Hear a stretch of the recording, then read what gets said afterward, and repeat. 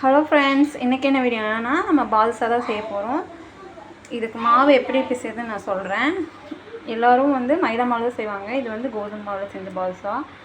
இது எப்படின்னா, ஒரு கப் மாவு கோதுமை மாவுக்கு ஒரு 1/4 ஸ்பூன் உப்பு, அப்புறம் ஏலக்காய் 1/4 ஸ்பூன், அப்புறம் பேக்கிங் சோடா இல்லை பேக்கிங் பவுடர் இருக்குல்ல, கேக் செய்கிறது, அது 1 ஸ்பூன் போட்டு, நெய் ஒரு 4 ஸ்பூன் நல்லா ஹீட் பண்ணி நெய் ஊற்றிக்கலாம், இல்லைனா பட்டரும் ஊற்றிக்கலாம். ஆயில் நெய் இல்லாதவங்க ஆயில் ஹீட் பண்ணி ஊற்றிக்கலாம். கண்டிப்பாக ஹீட் பண்ணி ஊற்றி தான் பிசையணும்.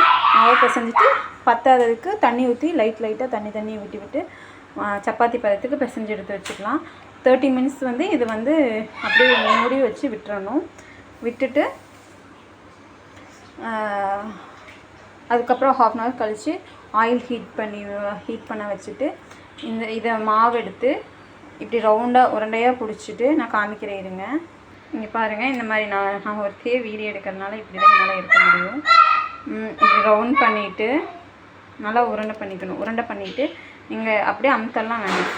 இப்படி வச்சு நடுவில் ஒரு விரல் வச்சு பண்ணோம்னா இந்த மாதிரி ரவுண்ட் ஷேப் வந்துடும்.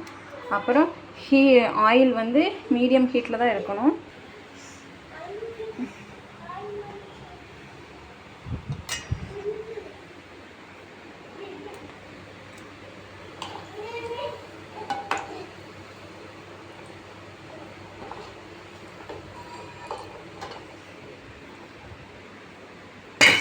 நான்